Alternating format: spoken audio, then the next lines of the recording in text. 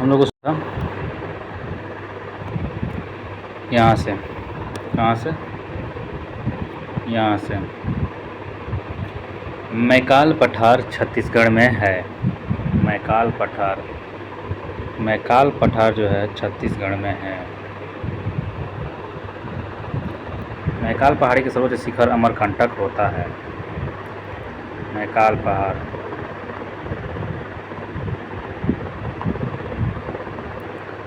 मैकाल पहाड़ अगर पूछे, मैकाल पहाड़ तो छत्तीसगढ़ में है। और मैकाल पहाड़ की क्या कह रहा है, मैकाल पहाड़ की सबसे ऊंची चोटी अमरकंटक है। अमरकंटक 1036 मीटर। मैकाल पहाड़ी की सर्वोच्च शिखर अमरकंटक है। कितना मीटर ऊंचाई है अमरकंटक की? 1036 मीटर। यह पुरानी चट्टानों का बना एक ब्लॉक पर्वत है। मैकाल का पठार कैसा है तो एक ब्लॉक पर्वत है और ये पुरानी चट्टानों का बना है। इसके पश्चिम की ओर एक लंबी नर्मदा नदी है। पश्चिम की ओर देखिए, मैकाल पठार के पश्चिम की ओर नर्मदा है, उत्तर की ओर सोन है और दक्षिण की तरफ महानदी है। ठीक ना। तो मैकाल पठार के उत्तर में हमारा सोन नदी जाती है। मैकाल पठार से निकलते हुए छत्तीसगढ़ के मैकाल पठार से सोन नदी निकल के जाती है ऊपर, और इसके पश्चिम की ओर से नर्मदा नदी निकलती है और इसके दक्षिण की तरफ से महानदी निकलती है।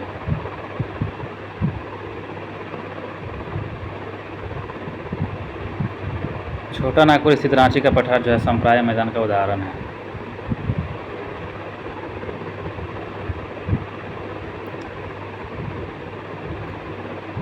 छोटा नागपुर स्थित रांची का पठार संप्रदाय मैदान का उदाहरण है।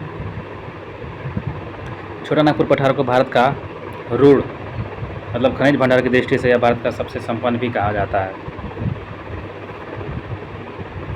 सतपुड़ा की पहाड़ियाँ मध्य प्रदेश राज्य में है। ये ज्वालामुखी चट्टानों से बनी हुई है। सतपुड़ा की पहाड़ी, नीचे था सतपुड़ा, मालवा पठार के नीचे सतपुड़ा पहाड़ी था। ये मध्य प्रदेश राज्य में है और ज्वालामुखी चट्टानों से बना हुआ है। इनकी सबसे ऊंची चोटी धूपगढ़ी है। सतपुड़ा धूपगढ़ी 1350 मीटर है, जो महादेव पर्वत पर स्थित है। इसके पूर्वी हिस्से में ताप्ती नदी निकलती है।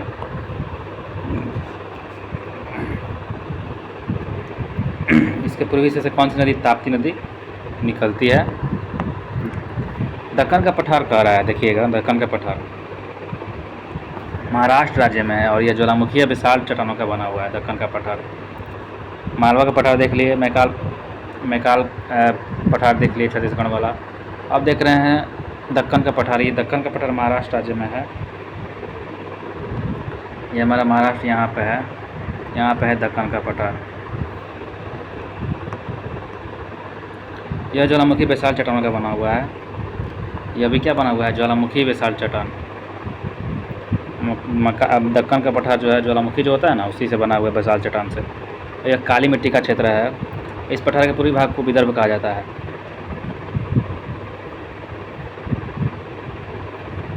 इस पठार के पूर्वी भाग को क्या कहा जाता है? तो विदर्भ कहा जाता है। विदर्भ। इस पठार के पूर्वी हिस्सा को विदर्भ कहा जाता है। इस पठार का एक भाग उत्तर पूर्व में भी देखा जा सकता है। इस पठार का एक भाग जो है कहाँ देखा जा सकता है? तो उत्तर पूर्वी भाग में भी देखा जा सकता है।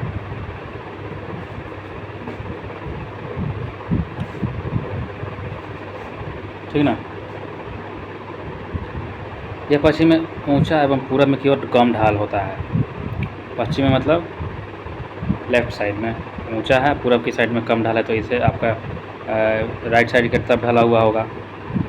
जाहिर सी बात है, पानी किधर जाएगा? राइट साइड की तरफ। ये पठार का त्रिभुजाकार भूभाग होता है।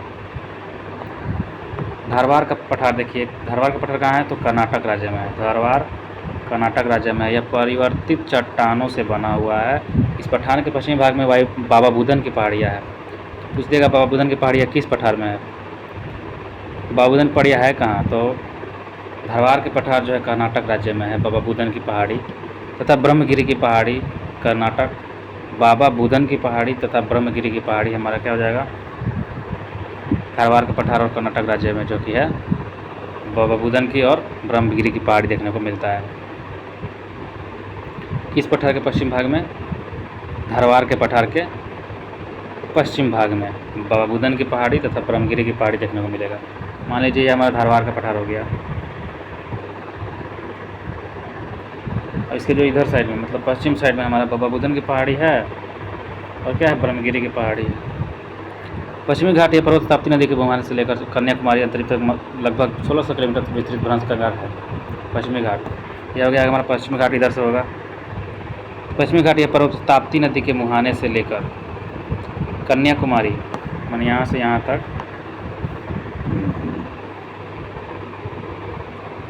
कन्याकुमारी अंतरिक्ष तक लगभग 1600 किलोमीटर विस्तृत भ्रंश का घाट है। इसकी औसत ऊंचाई 1500 मीटर है, जो कि उत्तर से दक्षिण की ओर उत्तरोत्तर बढ़ती जाती है। इसकी औसत ऊंचाई कितना है? 1500 मीटर है, जो कि उत्तर से दक्षिण की ओर उत्तरोत्तर बढ़ती जाती है। तो पश्चिमी घाट की औसत ऊंचाई के पूछे तो 1500 मीटर लगभग। इसमें है ताप्ती नदी के मुहाने से लेकर कन्याकुमारी अंतरिक्ष तक लगभग 1600 किलोमीटर फैला हुआ है, जो कि उत्तर से दक्षिण मैदान में उत्तरोत्तर बढ़ती जाती है। 1600 किलोमीटर फैला है, ऊंचाई है औसत 1500 मीटर, और उत्तर से दक्षिण की ओर ऊपर से उत्तरोत्तर बढ़ती जाती है। उत्तर से दक्षिण नीचे तरफ बढ़ते जाता है। पश्चिमी घाट से उत्तर में गुजरात के सौराष्ट्र प्रदेश में गिर की पहाड़ियाँ मिलती है। पश्चिमी घाट से अगर देखा जाए तो उत्तर में, ऊपर देखा जाए तो गुजरात में, ये जो है गुजरात में हमारा सौराष्ट्र प्रदेश है। सौराष्ट्र प्रदेश कहाँ है? गुजरात में है। गुजरात के सौराष्ट्र प्रदेश में जो गिर की पहाड़ी है, गिर की पहाड़ी में मिलती है पश्चिम घाट में। ऊपर देखा जाए तो उत्तर में हमारा क्या है, मान के चलिए हमारा पश्चिम घाट है, तो गुजरात हमारा यहीं ना है। तो यहाँ पे गुजरात के जो है, गुजरात के सौराष्ट्र प्रदेश में गिर की पहाड़ियाँ मिलती है। यहाँ पे गुजरात में गिर की पहाड़ियाँ हैं जो एशियाई शेर के लिए विख्यात है, आपको पता ही होगा। पश्चिमी घाट का स्थानीय तौर पर अनेक नाम दिए गए हैं। पश्चिमी घाट को स्थानीय तौर पर क्या क्या नाम दिया गया है? अनेक नाम दिया गया है। जैसे कि महाराष्ट्र में इसको तो हम लोग पश्चिमी घाट को क्या बोलते हैं? सह्याद्री बोलते हैं। मान के चलिए ये हमारा हो गया, तो महाराष्ट्र हमारा यहाँ पे है। महाराष्ट्र में इसको पश्चिमी घाट को हम लोग बोलते हैं सह्याद्री। कर्नाटक में, तमिलनाडु में इसको बोला जाता है नीलगिरी। यहाँ पे कर्नाटक और यहाँ पे तमिलनाडु, यहाँ पे इसको बोला जाता है नीलगिरी। क्या बोला जाता है? नीलगिरी। केरल में इसको बोला जाता है अन्नामलाई। केरल में इसको बोला जाता है अन्नामलाई। केरल में इसको बोला जाता है अन्नामलाई और इलायची कार्डमम की पहाड़ी। और इलायची जो है कार्डमम पहाड़ियाँ इसको बोला जाता है केरल में। अन्नामलाई और इलायची कार्डमम की पहाड़ियाँ बोला जाता है। तो अन्नामलाई जो है किसका नाम है? पश्चिमी घाट का। सह्याद्री किसको कहाँ पर कहा जाता है? महाराष्ट्र में इसको सह्याद्री कहा जाता है। कर्नाटक तमिलनाडु में इसको नीलगिरी कहा जाता है। कर्नाटक तमिलनाडु में इसको क्या कहा जाता है? तो इसको नीलगिरी कहा जाता है, याद रहेगा। 16 डिग्री उत्तरी अक्षांश रेखा जो कि गोवा से गुजरता है, ध्यान रखिएगा। 16 डिग्री उत्तरी अक्षांश रेखा कहाँ से गुजरता है? तो गोवा से गुजरेगा।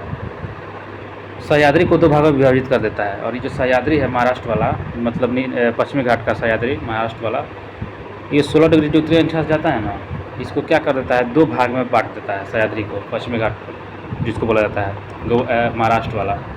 तो ये जो 16 डिग्री उत्तरी अक्षांश रेखा जो गोवा से गुजर रहा है, 16 डिग्री उत्तरी अक्षांश कहाँ से गुजर रहा है? गोवा से गुजर रहा है। इसको क्या कर देता है? तो दो भाग में बांट देता है।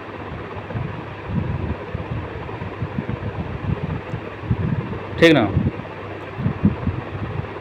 तो हम लोग यहाँ से ध्यान रखें हैं, जो गोवा से गुजरती है 16 डिग्री उत्तरी अक्षांश रेखा, वो सह्याद्री को दो भागों में विभाजित कर देती है। ऐसे सह्याद्री देखने को कहाँ मिलेगा? तो महाराष्ट्र में।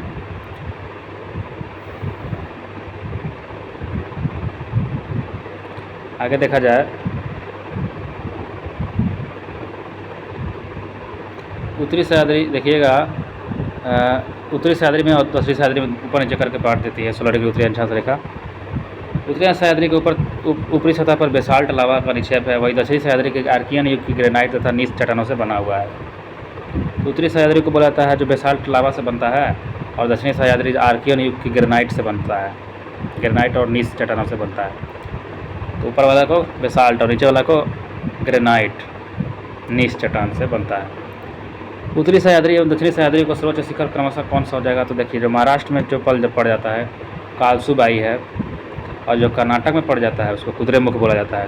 वैसे तो मतलब कि उत्तरी सह्याद्री दक्षिणी सह्याद्री की सर्वोच्च शिखर, मतलब कि उत्तरी सह्याद्री जो हमारा महाराष्ट्र में पड़ जाएगा, जिसको बोला जाता है कालसुबाई, उसका सर्वोच्च शिखर है महाराष्ट्र का कालसुबाई।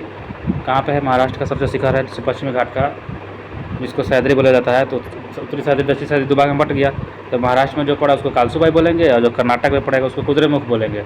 और महाराष्ट्र का सबसे ऊंचा है कालसुबाई, 1664 और कर्नाटक में जो है दक्षिणी मतलब सह्याद्री जिसको बोला जाता है 1862 मीटर ऊंचाई है, कुद्रेमुख है।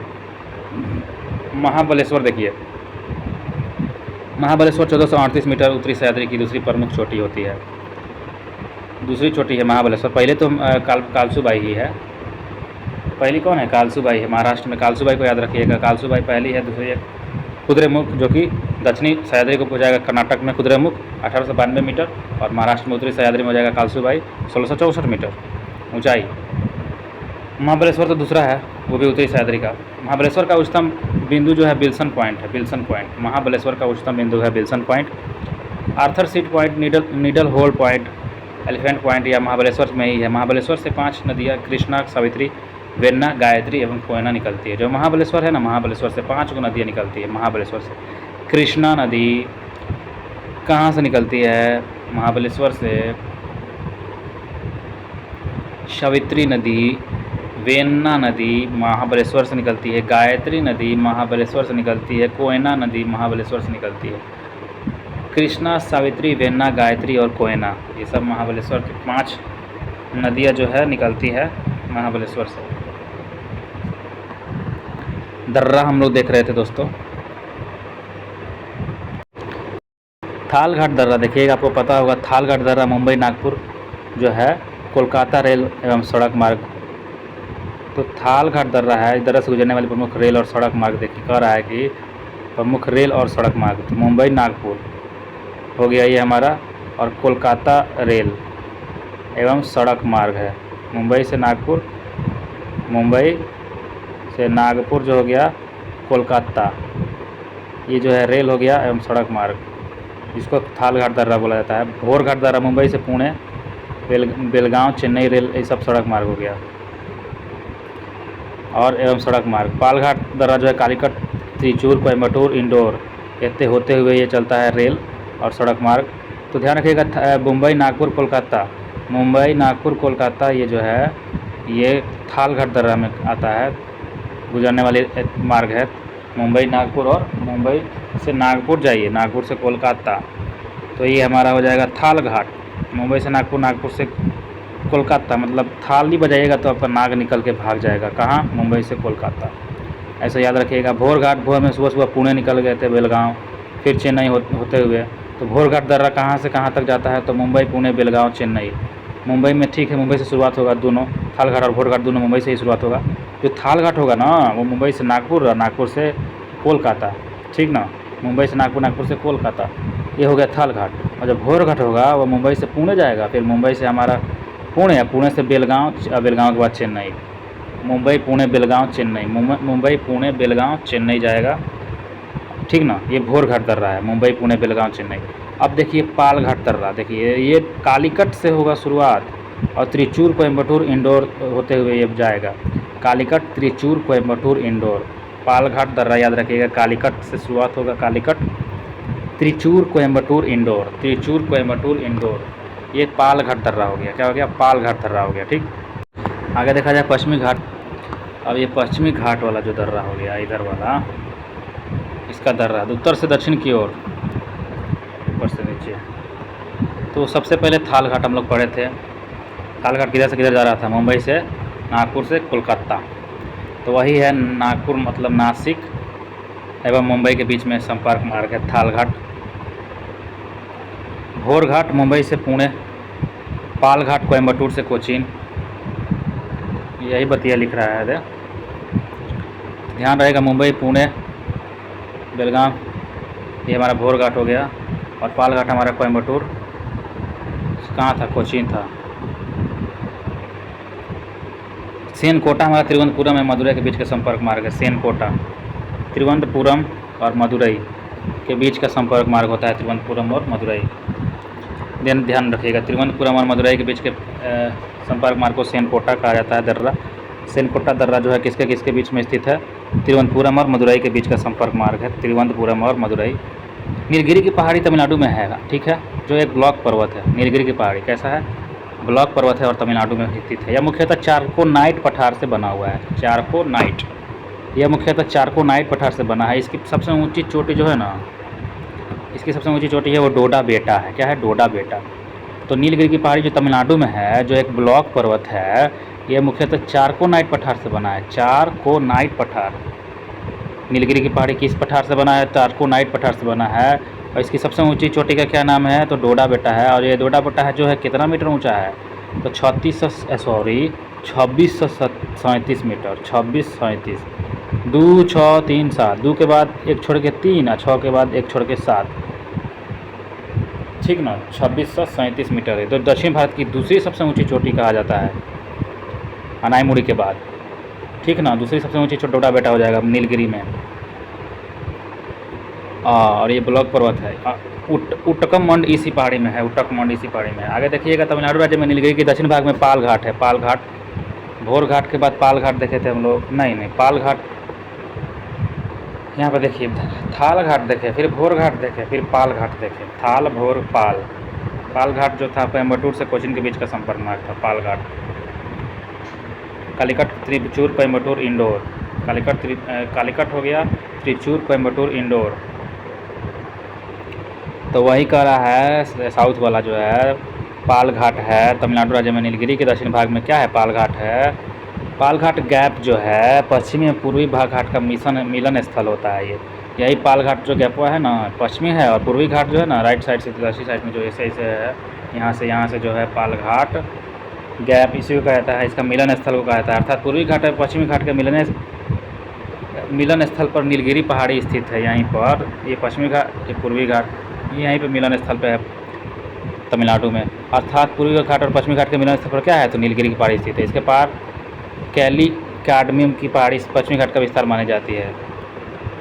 इसके पार फैली जो कार्डमम की पहाड़ी है, इलायची वाला, पश्चिमी घाट का विस्तार माना जाता है इसके पार, है ना। अगर देखा जाए प्रदीपीय पठार के दक्षिण भारत की सबसे ऊंची चोटी अनाईमुड़ी है, तो 2695 मीटर है। कितना है अनाईमुड़ी? 2695 था। और डोडा बेटा कितना था? 2 के बाद 3 और इधर 6 7, 2637 था डोडा बेटा, दूसरा नंबर का था वो। और अनाईमुड़ी एक नंबर का है। दक्षिण भारत का ध्यान रखिएगा। प्रायद्वीप पठार जो है 2695 मीटर है अनाईमुड़ी, जो पश्चिमी घाट के अनामलाई की पहाड़ियों में स्थित है। पश्चिमी घाट के अनामलाई पहाड़ी में स्थित है अनाईमुड़ी, 2695 मीटर। और डोडा बेटा कितना था? 2637 था, ठीक है। तो दूसरा नंबर पे आ गया, थोड़ा सा कम है। तो नोट में लिख रहा है अनाईमुड़ी 3 पहाड़ियों का केंद्र बिंदु भी है। अनाईमुड़ी यहाँ से 3 को पहाड़ी श्रृंखला 3 दिशा में जाती है। दक्षिण की ओर इलायची की कार्डमम की पहाड़ी जाती है, दक्षिण की तरफ इलायची। देखिएगा, ये अनाईमुड़ी हो गया। मान लीजिए अनाईमुड़ी 3 पहाड़ियों का केंद्र बिंदु किस लिए है? देखिए, तो यहाँ से 3 को पहाड़ी है श्रृंखला 3 दिशा। दक्षिण की तरफ इलायची कार्डमम की पहाड़ी, दक्षिण की तरफ इलायची जो है कार्डमम की पहाड़ी, इलायची कार्डमम की पहाड़ी दक्षिण की तरफ। उत्तर की ओर अनामलाई, उत्तर की तरफ अनामलाई है। तो यहाँ से हमारा देख लिए अनामलाई, अनाईमुड़ी की पहाड़ी के ऊपर में है अनामलाई, तथा उत्तर पूरब में है पालनी की पहाड़ी है। उत्तर पूरब में है, उत्तर मतलब ऊपर, और पूरब में हमारे इधर पूरब में है पालनी की पहाड़ी। पालनी की पहाड़ी है। उत्तर पूरब में किसी पहाड़ी है? तो पालनी की पहाड़ी है।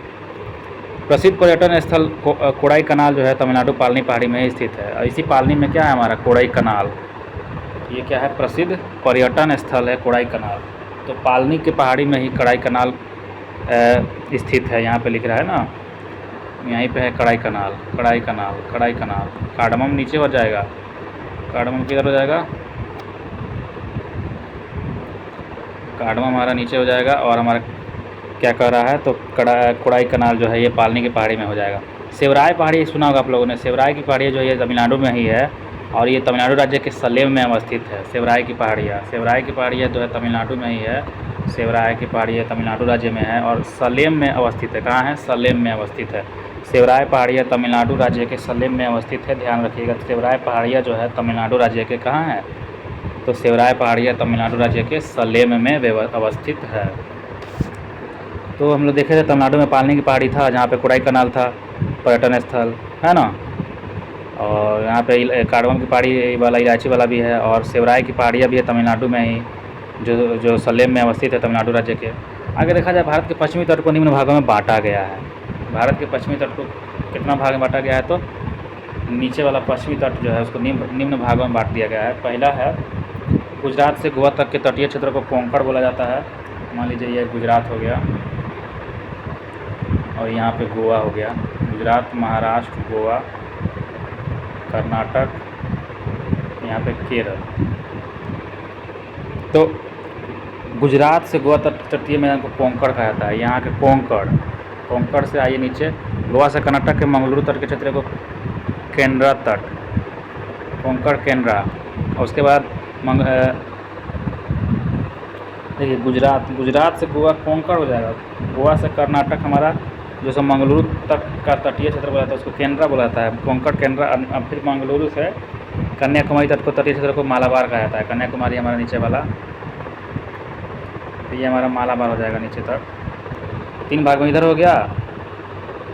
तो गुजरात से गोवा तटीय क्षेत्र को कोंकण और गोवा से कर्नाटक तटीय क्षेत्र को, जिसको मंगलुरु बोला जाता है, कर्नाटक के मंगलुरु तक तटीय क्षेत्र को केंद्रा तट, और मंगलुरु से कन्याकुमारी नीचे वाला सबसे नीचे तक मालाबार तट कहा जाता है। भारत के पश्चिमी तट पर स्थित प्रमुख बंदरगाह है कांडला। भारत के पश्चिमी तट पर प्रमुख बंदरगाह है, पश्चिमी तट वाला पे क्या है तो प्रमुख बंदरगाह है। कांडला जो है गुजरात में है, कांडला गुजरात में, यहाँ पे इस कलर बदल देते हैं, कांडला गुजरात में यहाँ पे है, कांडला गुजरात में है। मुंबई महाराष्ट्र तो वही गया। मर्मो गोवा में है, मंगलुरु कर्नाटक में है। मंगलुरु अभी हम देखे थे, मंगलुरु कर्नाटक में था, मंगलुरु हमारा कर्नाटक में था। कोचीन हमारा केरल में है और नावा शोवा हमारा महाराष्ट्र में है। नावा शोवा हमारा कहाँ पे है? महाराष्ट्र में है। नहावा शोवा हमारा कहाँ पे है? महाराष्ट्र में, ध्यान रखिएगा। नहावा शोवा ना महाराष्ट्र में है, नहावा शोवा। सुबह सुबह नहा लीजिए, फादर्स महाराष्ट्र में है जो नहावा शोवा। तो सालसेट द्वीप पर स्थित मुंबई भारत का सबसे बड़ा बंदरगाह नगर है। सालसेट द्वीप, ध्यान रखिएगा, सालसेट द्वीप पर स्थित मुंबई जो है भारत का सबसे बड़ा बंदरगाह नगर है। मुंबई जो महाराष्ट्र में है, और ये भारत का सबसे बड़ा क्या है? मुंबई एक बंदरगाह है, बंदरगाह नगर है मुंबई, जो सालसेट द्वीप पर स्थित है। किस द्वीप पर स्थित है मुंबई बंदरगाह? अगर क्वेश्चन पूछ देगा मुंबई बंदरगाह किस द्वीप पर स्थित है, तो सालसेट द्वीप पर स्थित है मुंबई बंदरगाह। मालाबार तट पर अनेक पश्च जल है, जिसे स्थानीय भाषा में कयाल कहते हैं। पश्च जल, जिसे स्थानीय भाषा में क्या कहते हैं? कयाल कहते हैं। मालाबार तट पर कोंकण कन्नड़ मालाबार नीचे वाला हिस्सा हो गया, मंगलुरु से जो कन्याकुमारी तक था, जिसको बोला जाता है यहाँ पे स्थानीय भाषा में कयाल कहते हैं। किसको? पश्च जल को। कयाल मछली पकड़ने और अंतःस्थलीय नौकायान के लिए प्रयोग किया जाता है। कयाल ये जो है मछली पकड़ने के लिए और नौकायान करने के लिए किया जाता है। पर्यटकों के विशेष आकर्षण का केंद्र भी है ये कयाल। केरल में हर वर्ष प्रसिद्ध नेहरू ट्रॉफी, यही है जी मछली पकड़ने वाला कयाल। आगे देखा जाए, केरल के हर वर्ष प्रसिद्ध नेहरू ट्रॉफी जो है वलाम काली, जिसको बोला था नौका दौड़, नेहरू ट्रॉफी नौका दौड़ का आयोजन किया जाता है पुनामदा कयाल में किया जाता है। यही पुनामदा कयाल जो है ना, यहीं पे केरल में हर साल किया जाता है प्रसिद्ध नेहरू ट्रॉफी वलाम काली, जिसको नौका दौड़ बोला जाता है केरल में। और ये किया जाता है, आप लोग देखे होंगे, पुनामदा कयाल में किया जाता है। कहाँ पे? पुनामदा कयाल में किया जाता है। पूर्वी घाट, अब आते हैं पूर्वी घाट में। पूर्वी घाट जो है उत्तर में महानदी उड़ीसा में, दक्षिण में बैगई नदी तमिलनाडु तक लगभग 1131 किलोमीटर में फैला हुआ है। और पश्चिमी घाट कितना था? तो 1600 किलोमीटर में था। और ये पूर्वी घाट 1131 किलोमीटर फैला है। यह उड़ीसा, आंध्र प्रदेश, तेलंगाना, कर्नाटक और तमिलनाडु से होकर गुजरती है। यह उड़ीसा हो गया, आंध्र प्रदेश, तेलंगाना और कर्नाटक और तमिलनाडु से होकर भी गुजरती है। मतलब कि कर्नाटक में जाकर भी थोड़ा सा मिलती है, तमिलनाडु से भी जाकर थोड़ा सा मिलती है। और यह पश्चिमी घाट पर्वत से कम ऊंचा है। यह पश्चिमी घाट पर्वत से ऊंचाई इसका क्या है? कम है, जाहिर सी बात है। इसके अंतर्गत उड़ीसा का महेंद्रगिरी, आंध्र प्रदेश का नलामलाई, पालकोंडा एवं वेलिकोंडा तथा तमिलनाडु का पचामपलई एवं शिवराय की पहाड़ियाँ शामिल है। इसके अंतर्गत उड़ीसा का महेंद्रगिरी, आंध्र प्रदेश का नलामलाई, पालकोंडा एवं वेलिकोंडा जो है तथा तमिलनाडु का पचामलाई एवं शिवराय की पहाड़ियाँ, ये सब शामिल हैं। इसके अंतर्गत उड़ीसा का महेंद्रगिरी, आंध्र प्रदेश का नलामलाई, पालकोंडा एवं वेलिकोंडा तथा तमिलनाडु का पचामपलई एवं शिवराय की पहाड़ियाँ क्या है? इसमें शामिल है। महेंद्रगिरी हो गया, महेंद्रगिरी कहाँ है? उड़ीसा में, नलामलाई आंध्र प्रदेश में, पालकोंडा वेलिकोंडा, ठीक, ये आंध्र प्रदेश का है, नलामलाई, पालकोंडा, वेलिकोंडा तमिलनाडु का है पचमपल्ली शिवराय, हम लोग देखे थे। तमिलनाडु का क्या था, पच्चमलाई और शिवराय की पहाड़ियाँ तमिलनाडु का हो जाएगा, और महेंद्रगिरी के हो जाएगा उड़ीसा। ये सब किस में है, तो ये पूर्वी घाट में है। पूर्वी घाट स्वतंत्र रूप में नहीं है, और महानदी गोदावरी, कृष्णा और कावेरी नदियों द्वारा अपरदित हुआ है। जो पूर्वी घाट है ना, ये स्वतंत्र रूप में नहीं देखने को मिलता है, लेकिन महानदी है, गोदावरी है, कृष्णा है, कावेरी नदी है, ये द्वारा अपरदित हुआ है, खदरा हुआ है। क्या हुआ है, खदरा हुआ है। इसका निर्माण कैम्ब्रियन काल में वलित पर्वत के रूप में कुडप्पा भूसुन्नति के आधार पर हुआ है। इसका निर्माण कैम्ब्रियन काल में वलित पर्वत के रूप में कुडप्पा भूसुन्नति के आधार पर हुआ है। पूर्वी घाट की सबसे ऊंची चोटी जो है झिंडागढ़ा है। पूर्वी घाट की सबसे ऊंची चोटी क्या है, झिंडागढ़ा। जो पूर्वी घाट है ना, पूर्वी घाट, और इसी पूर्वी घाट की सबसे ऊंची अगर चोटी पूछेगा कौन सा है, तो झिंडागढ़ा। पूर्वी घाट की सबसे ऊंची चोटी झिंडागढ़ा 1690 मीटर है, जो विशाखापत्तनम जो आंध्र प्रदेश में है। विशाखापत्तनम जो कहाँ पे है, आंध्र प्रदेश में है। पूर्वी घाट की सबसे ऊंची चोटी झिंडागढ़ा। तो ये झिंडागढ़ा जो है, पूर्वी घाट की सबसे ऊंची चोटी झिंडागढ़ा जो है कहाँ पे है, तो विशाखापत्तनम आंध्र प्रदेश में है ये झिंडागढ़ा। पूर्वी घाट की सबसे ऊंची चोटी जो है झिंडागढ़ा, विशाखापत्तनम है आंध्र प्रदेश में, उसी में है। इसकी दूसरी सबसे ऊंची चोटी आंध्र प्रदेश राज्य में है अरमाकोंडा, जबकि तीसरी सबसे ऊंची चोटी ओडिशा के महेंद्रगिरी में चोटी है। पहले का ऊंचा खाली सबसे ऊंचा याद रखना है, पूर्वी घाट की सबसे ऊंची चोटी झिंडागढ़ा है, दूसरा तीसरा को छोड़िए। झिंडागढ़ा का है, पहला है, छोड़िए, आगे पढ़िए। कुछ स्रोतों में महेंद्रगिरी को ही स्वयं ऊंचा शिखर बताया गया है। कुछ स्रोतों में महेंद्रगिरी को ही सबसे ऊंचा शिखर बताया गया पूर्वी घाट का। तो महेंद्रगिरी होगा जो महेंद्रगिरी कहाँ पे था, उड़ीसा वाला। अगर वो हो जाए तो ठीक है, नहीं तो हमारा क्या हो जाएगा, झिंडागढ़ा हो जाएगा आंध्र प्रदेश का। उड़ीसा विशाखापत्तनम में झिंडागढ़ा जो 1690 मीटर है। आगे देखा जाए तो तमिलनाडु के जवाड़ी पहाड़ियों के दक्षिण पूर्वी ढलान पर चंदन के जंगल भी है। तमिलनाडु के जो है जवाड़ी पहाड़ी जो है, तमिलनाडु के जवाड़ी पहाड़ी के दक्षिण पूर्वी ढलान पर चंदन के जंगल है, कावेरी और पेन्नार नदी के बीच में। पूर्वी घाट के कांटेदार झाड़ियों से ढके क्षेत्र में दुर्लभ प्रजाति की पक्षी जेडन कोर्सर पाई जाती है। ये जेडन कोर्सर क्या है, जेडन कोर्सर जो है पक्षी है दुर्लभ प्रजाति की, ठीक ना। ये पूर्वी घाट के कांटेदार झाड़ियों में पाया जाता है जेडन पक्षी, जेडन पक्षी आंध्र प्रदेश के क्षेत्र में, ठीक ना। पूर्वी घाट में कोयले की खदानें ज़्यादा मिलती है। पूर्वी घाट में ज़्यादा कोयला की खदान मिलेगा, पूर्वी के पश्चिम, पूर्वी जाहिर सी बात है पूर्वी घाट में। जावड़ी और शिवराय पहाड़ियाँ जो सब पश्चिम तमिलनाडु में था, इसके आगे पूर्वी घाट जो है पश्चिमी घाट में विलीन हो जाती है। जावड़ी और शिवराय की पहाड़ियों के आगे जाएगा तो पूर्वी घाट किस में विलीन हो जाएगा, पश्चिमी घाट में मिल जाएगा जावड़ी और शिवराय पहाड़ियाँ।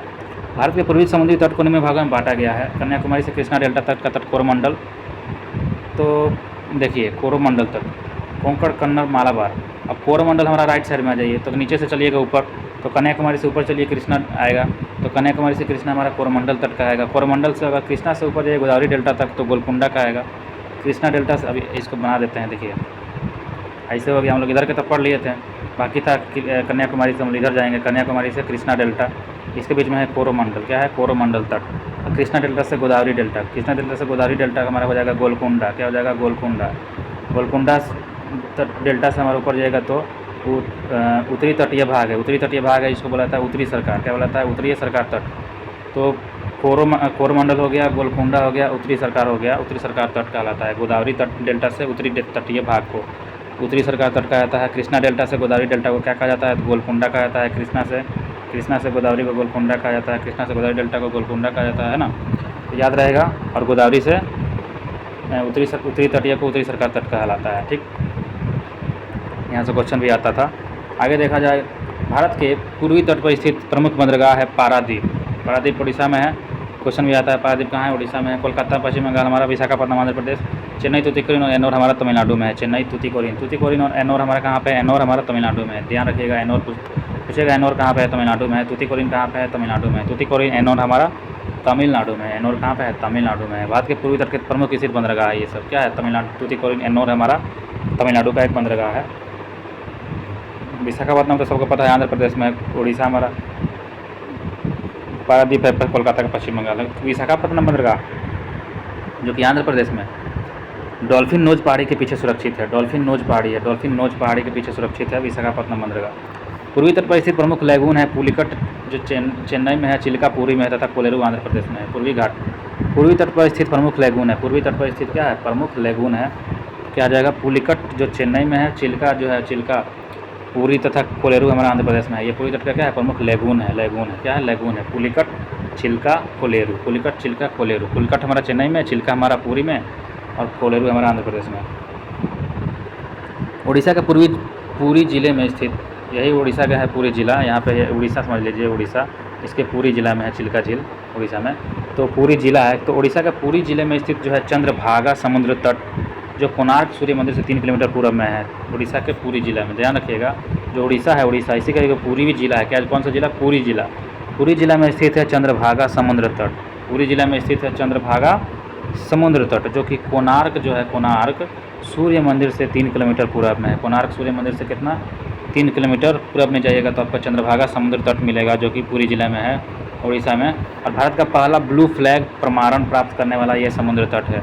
ब्लू फ्लैग प्रमाण मिल गया है किसे? तो यही समुद्र तट को, चंद्रभागा समुद्र तट जो है कहाँ पे? कोणार्क सूर्य मंदिर से 3 किलोमीटर पूर्व में है, उड़ीसा में, पुरी ज़िला में। किस ज़िला में? पुरी ज़िला में है चंद्रभागा समुद्र तट। और इसी चंद्रभागा समुद्र तट को ब्लू फ्लैग प्रमाण मिल गया प्राप्त, जो इस पर्यावरणों के अनुकूल और स्वच्छ समुद्र तटों को श्रेणी में लाता है। इसको कहाँ लाता है? पर्यावरण के अनुकूल लाएगा और समुद्र तटों के श्रेणी में लाता है, स्वच्छ समुद्र तटों के श्रेणी में लाता है। चंद्रभागा समुद्र तट कहाँ पे है? उड़ीसा के पुरी ज़िला में है, कोणार्क सूर्य मंदिर से 3 किलोमीटर पूर्व में। इसका मतलब कोणार्क सूर्य मंदिर से अगर 3 किलोमीटर पूर्व में जाएगा तो चंद्रभागा मिलेगा, लेकिन चंद्रभागा से समुद्र तट से अगर 3 किलोमीटर पश्चिम में जाएगा तो कोणार्क सूर्य मंदिर मिलेगा।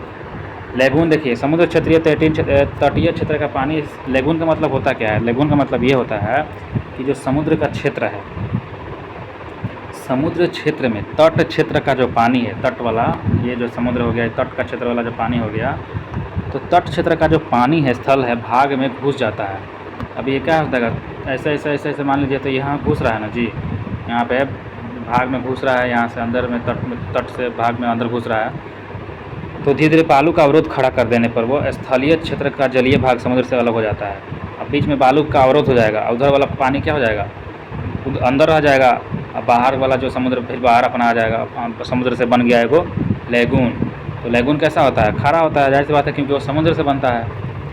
तो इसी से बीच में बालू आ गया, तो उधर वाला एगो तालाब जैसा बन गया, मतलब इधर वाला अलग हो गया, मतलब समुद्र में से घुस जाता है, उधर पानी और अटक जाता है, इधर आ जाता है पानी का पानी, बीच में आ जाता है बालू, तो इसी को बोला जाता है लेगून। इसी से जलीय आकृति को लेगून कहते हैं। भारत में 2 द्वीप समूह हैं, अंडमान निकोबार द्वीप समूह और लक्षद्वीप द्वीप समूह। देखिएगा, अंडमान निकोबार एक हो गया और हमारा लक्षद्वीप हमारा एक हो गया। तो भारत में 2 द्वीप समूह देखने को मिलता है, लक्षद्वीप और अंडमान निकोबार द्वीप समूह। मरकत द्वीप भी जिसको बोलते हैं, अंडमान निकोबार को क्या बोलते हैं? मरकत द्वीप। अगर देखा जाए तो अंडमान निकोबार द्वीप समूह बंगाल की खाड़ी में स्थित है। किधर है? बंगाल की खाड़ी में। और इसमें करीब 572 को छोटा छोटा द्वीप है, छोटा 572 को है अंडमान निकोबार द्वीप समूह में, जिनमें से लगभग 38 को द्वीप जो है ना वो आबाद है। 38 को जिला, 38 को द्वीप जो है आबाद है। क्या है? आबाद है। ये द्वीप जो है 6 डिग्री उत्तर से लेकर 14 डिग्री उत्तर, 6 से लेकर 14 डिग्री उत्तर और 92 डिग्री पूर्व से लेकर 94 डिग्री पूर्व के बीच में स्थित है। देखिए कितना इंपॉर्टेंट है।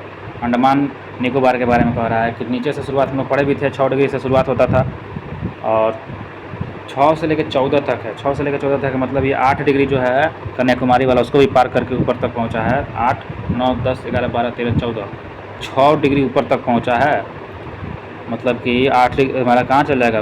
तमिलनाडु के एकदम रेखा के सीधाई में चल जाएगा। तो यहाँ तक ध्यान रखना है। ये हमारा 6 से 14 डिग्री उत्तर तक ये फैला हुआ है अंडमान निकोबार, और 92 से 94 तक ये पूरब में फैला हुआ है हमारा देशांतर रेखा।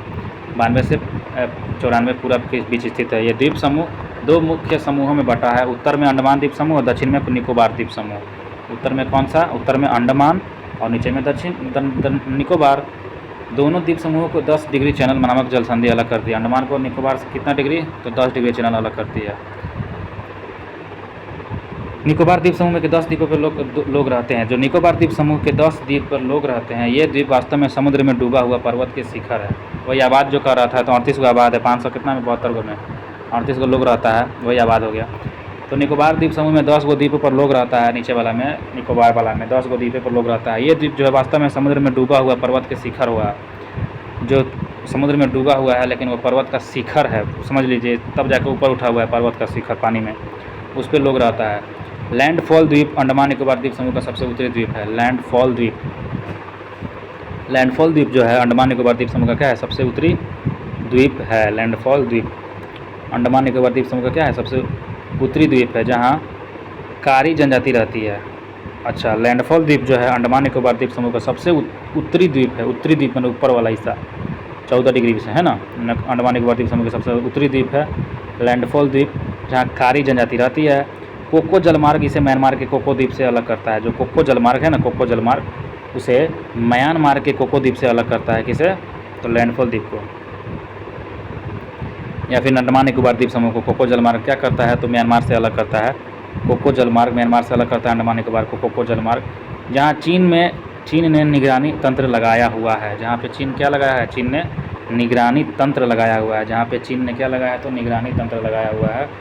यहीं पे कोको द्वीप जो जलमार्ग से जब म्यांमार के कोको द्वीप से अलग करती है, जहाँ पे चीन निगरानी तंत्र लगाया हुआ है हमारे लिए। अंडमान निकोबार द्वीप समूह की राजधानी श्रीविजयपुरम दक्षिणी अंडमान में स्थित है। अंडमान निकोबार द्वीप समूह जो है, अंडमान निकोबार द्वीप समूह की राजधानी जो है श्रीविजयपुरम दक्षिणी अंडमान में स्थित है। कहाँ पे है, दक्षिणी अंडमान में स्थित है। अंडमान में स्थित है, दक्षिणी में है लेकिन दक्षिणी अंडमान में है, निकोबार में नहीं है, ध्यान में रखना है। दक्षिणी अंडमान में स्थित है। तो अंडमान निकोबार दो हो गया, उसमें भी उत्तरी दक्षिणी, इसमें भी उत्तरी दक्षिणी। तो ऊपरी वाला में अंडमान में क्या है, दक्षिणी वाला में स्थित है, ध्यान में रखिएगा। श्रीविजयपुरम दक्षिणी अंडमान में ध्यान रखना है, निकोबार नहीं, दक्षिणी अंडमान में। यह केंद्र शासित प्रदेश सबसे बड़ा बंदरगाह है। यह केंद्र शासित प्रदेश जो है सबसे बड़ा क्या है, बंदरगाह है। यह केंद्र शासित प्रदेश सबसे बड़ा बंदरगाह है अंडमान निकोबार। श्रीविजयपुरम को पहले पोर्ट ब्लेयर के नाम से भी जाना जाता था। श्रीविजयपुरम को क्या बोला जाता था, पोर्ट ब्लेयर, इसी के नाम से जाना जाता था। अंडमान और निकोबार द्वीप समूह में मैंग्रोव वन, सदापर्णी वन एवं पर्णपाती वनों का संयोजन है। अंडमान और निकोबार द्वीप समूह में मैंग्रोव वन, सदापर्णी वन एवं पर्णपाती वनों का संयोजन है। अंडमान निकोबार द्वीप समूह में क्या है, तो मैंग्रोव वन है, सदापर्णी वन है और पर्णपाती वनों का क्या है, संयोजन है। अंडमान और निकोबार द्वीप समूह में मैंग्रोव वन है, सदापर्णी वन है एवं पर्णपाती वनों का क्या है, तो संयोजन है। तो अंडमान निकोबार में भी देखने को मिलता है मैंग्रोव वन, सदापर्णी वन और पर्णपाती वन। वैसे मैंग्रोव वन सबसे ज़्यादा पश्चिम बंगाल में क्वेश्चन आया था। अंडमान निकोबार द्वीप समूह की सबसे ऊंची पर्वत चोटी है सैंडल पीक। अंडमान निकोबार द्वीप समूह की सबसे ऊंची चोटी सैंडल पीक है, 738 मीटर है, जो उत्तरी अंडमान में है। अब देखिए उत्तरी अंडमान हो गया, दक्षिणी अंडमान में हमारा क्या था, राजधानी था श्रीविजयपुरम, और उत्तरी अंडमान में है सैंडल पीक 738 मीटर, क्या है यार सैंडल पीक। तो सबसे ऊंची पर्वत चोटी है ये अंडमान निकोबार द्वीप समूह की, सबसे ऊंची पर्वत चोटी सैंडल पीक है 738 मीटर, सैंडल पीक है जो कि उत्तरी अंडमान में है, उत्तरी अंडमान में है सैंडल पीक। तो 738 मीटर है, उत्तरी अंडमान में है सैंडल पीक, सबसे ऊंची चोटी है अंडमान निकोबार का। आगे देखा जाए, छोड़िए आगे देखते हैं अंडमान और निकोबार पर्वत शिखर देखिए। तो सैंडल पीक हम लोग देखे थे 738 मीटर था उत्तरी अंडमान में। आगे बढ़ा जाए तो माउंट थुलियर जो है, माउंट थुलियर ये भी कहाँ है, अंडमान निकोबार का है सब। ये सब सारा का सारा अंडमान निकोबार का बात कर रहा है पर्वत शिखर। माउंट डियो वाली हो गया, माउंट कोयोबो हो गया, माउंट मणिपुर भी हो गया। देखिए मणिपुर है लेकिन वो मणिपुर का नहीं है, कहाँ का है, अंडमान निकोबार का पर्वत शिखर है। तो देखिए माउंट मणिपुर अगर पूछ दे माउंट मणिपुर कहाँ है, तो आप ऑप्शन में फर्स्ट टाइम रहेगा मणिपुर, मार के आ जाएगा, वाह बोलिएगा, खुश हो जाएगा। हाँ, तो माउंट मणिपुर कहाँ है, तो अंडमान निकोबार का है माउंट मणिपुर। सैंडल पीक तो देखिए लिए थे, उत्तरी अंडमान में था 738 मीटर। दूसरा है माउंट थुलियर। माउंट थुलियर जो है ग्रेट निकोबार 642 मीटर है। कहाँ पे है, ग्रेट निकोबार में है। निकोबार वाला जो है ग्रेट निकोबार मध्य अंडमान है, दक्षिणी अंडमान है, ऐसे बटा हुआ है। तो माउंट थुलियर जो है ग्रेट निकोबार में है, और माउंट डियो वाली जो है मध्य अंडमान में है, मध्य अंडमान में 515 मीटर। माउंट कोयोबो जो है दक्षिणी अंडमान में है, और माउंट मणिपुर भी जो है ये भी दक्षिणी अंडमान में है। तो माउंट कोयोबो, माउंट मणिपुर, ये सब दोनों का दोनों दक्षिणी अंडमान में हो जाएगा, अंडमान में हो जाएगा। अंडमान में कह रहा है, निकोबार में नहीं कह रहा है। निकोबार में मात्र एक ही है, वह है माउंट थुलियर जो कि ग्रेट निकोबार में है। निकोबार में एक है माउंट थुलियर, बाकी सारा का सारा कहाँ है, तो अंडमान में है, अंडमान में है। ये जो सैंडल पीक तो उत्तरी अंडमान में हम लोग देख लिए थे। माउंट कोयोबो और माउंट मणिपुर ये जो है दक्षिणी अंडमान में है, और एक बीच में भी होता है मध्य अंडमान, उसमें माउंट डियो वाली है, मध्य में का है डियो वाली। तो डियो जो है परफ्यूम हम लोग कहाँ मारते हैं, बीच में मारते हैं ना, शॉर्ट में, मध्य में। तो मध्य अंडमान में है माउंट डियो वाली, ठीक ना। माउंट थुलियर देख लिए थे, ग्रेट निकोबार में था माउंट थुलियर, एगो है ये है ग्रेट निकोबार का, वही है माउंट थुलियर। बाकी दो जो था माउंट कोयोबो था, माउंट मणिपुर था, ये जो दक्षिणी अंडमान में था। और ऊपरले अंडमान, उत्तरी अंडमान में था सैंडल पीक 738 मीटर। चलिए याद हो गया। माउंट हैरियट का नाम जो है अक्टूबर 2021 में बदलकर माउंट मणिपुर रखा गया। अच्छा, यही माउंट हैरियट था मणिपुर जो लिखा हुआ है, इसका पहला नाम क्या था? Mount Harriet. इसी का नाम अक्टूबर 2021 में बदल दिया गया, माउंट मणिपुर रखा गया। माउंट क्या रखा गया? मणिपुर रखा गया, हम लोग को कन्फ्यूज करने के लिए एग्जाम में, गोला बनवाने के लिए। माउंट हैरियट का नाम अक्टूबर 2021 में बदल कर क्या रखा गया? माउंट मणिपुर रखा गया 2021 में। पहले उसका नाम था माउंट हैरियट। तब पूछेगा माउंट हैरियट किधर है? माउंट हैरियट हमारा है दक्षिणी अंडमान में, दक्षिणी अंडमान में माउंट हैरियट। माउंट हैरियट का ऊंचाई 450 मीटर, जिसका नाम बदल कर 2021 में क्या कर दिया गया? मणिपुर कर दिया गया, माउंट मणिपुर। आगे देखा जाए सेल्यूलर जेल जिसे काला पानी के नाम से भी जाना जाता है। ये श्रीविजयपुरम है ना, श्रीविजयपुरम दक्षिणी अंडमान में श्रीविजयपुरम जो है राजधानी, उसी में स्थित है सेल्यूलर जेल, जिसे काला पानी के नाम से भी जाना जाता है, सेल्यूलर जेल। इसका निर्माण अंग्रेजों ने 1996 से ही किया था और 1906 के बीच में भारतीय स्वतंत्रता सेनानियों और राजनीतिक कैदियों को कठोर सजा देने के लिए किया गया था। यहाँ पे अंडमान निकोबार द्वीप समूह के हैवलॉक द्वीप है, हैवलॉक द्वीप 2018 में नाम बदलकर स्वराज द्वीप रखा गया, हैवलॉक द्वीप का नाम, जो सुभाष चंद्र बोस और भारत के स्वतंत्रता संग्राम में इनके योगदान को संपन्न देने के लिए किया गया था। देखिए जो हैवलॉक द्वीप था 2018 में उसका नाम बदल के स्वराज द्वीप रखा गया। अंडमान निकोबार द्वीप समूह का हैवलॉक द्वीप का नाम बदल के स्वराज द्वीप रखा गया 2018 में। यही जो सुभाष चंद्र बोस हैं उन्हीं पर भारत के स्वतंत्रता संग्राम में उनके योगदान को सम्मान देने के लिए किया गया था। क्या किया गया था? सुभाष चंद्र बोस और भारत के स्वतंत्रता संग्राम में उनके योगदान को सम्मान देने के लिए किया गया था। कुछ अन्य द्वीप जिनके नाम बदले गए हैं, रॉस द्वीप है समूह, नेताजी सुभाष चंद्र बोस द्वीप वाले द्वीप समूह हैं, शहीदी द्वीप हैं। तो ध्यान रखिएगा कुछ अन्य द्वीप जिनके नाम बदले गए हैं, क्या कौन सा है? तो रॉस द्वीप हो जाएगा, रॉस द्वीप समूह का नाम बदल कर नेताजी सुभाष चंद्र बोस द्वीप रखा गया है, रॉस और बोस।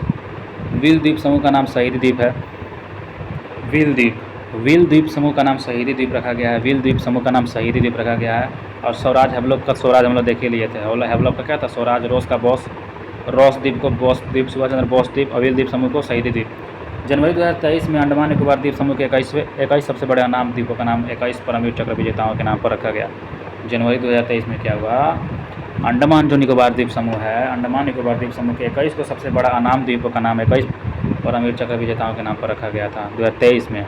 जो अंडमान द्वीप समूह है ना, वहाँ के 21 को बड़ा अनाम द्वीप जो था, जिसका नाम नहीं था 21 को, उसका नाम जो था 21 को परमवीर चक्र जो विजेता थे मिला था उनको, उन्हीं के नाम पर रखा गया 21 को परमवीर चक्र विजेता। परमवीर है ना, वीर नहीं महावीर, परमवीर वाला, परमवीर चक्र के विजेताओं जो 21 को थे उन्हीं के नाम पर रख दिया गया वहाँ के अनाम द्वीपों का नाम। कितना गर्व की बात है ना।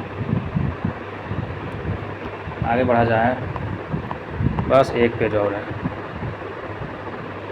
नेल्लोर के निकट श्रीहरिकोटा परवाल निर्मित द्वीप है। कहाँ पे है? नेल्लोर के निकट जो है श्रीहरिकोटा, ये परवाल निर्मित द्वीप है। परवाल आपको पता होगा, परवाल निर्मित द्वीप है। नेल्लोर के निकट श्रीहरिकोटा परवाल निर्मित क्या है? द्वीप। तो हम लोग देख रहे थे अनुसंधान संगठन का क्या है? उपग्रह जो है प्रक्षेपण जो किया जाता है उसी का केंद्र है श्रीहरिकोटा, आंध्र प्रदेश का जो है नेल्लोर के निकट श्रीहरिकोटा परवाल निर्मित द्वीप है। और पुलिकट झील इसी द्वीप द्वारा समूह से विलग हुआ है। और यहीं पे भारतीय अंतरिक्ष अनुसंधान संगठन का क्या कहता है? तो उपग्रह प्रक्षेपण केंद्र है, नेल्लोर के निकट श्रीहरिकोटा परवाल निर्मित द्वीप। आगे देखिए 8 डिग्री चैनल जो है मालदीव से अमेरिका को अलग करता है।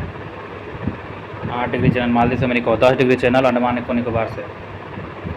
9 डिग्री क्या करता है? तो वही लक्षद्वीप जो है कवारती को मिनिकॉय से अलग करता है। 9 डिग्री चैनल लक्षद्वीप को कवारती बोला जाता है, लक्षद्वीप को मिनिकॉय से अलग करता है, वह कवारती को मिनिकॉय से अलग करता है। 9 डिग्री चैनल कवारती को मिनिकॉय से या फिर लक्षद्वीप को मिनिकॉय से अलग करता है 9 डिग्री चैनल।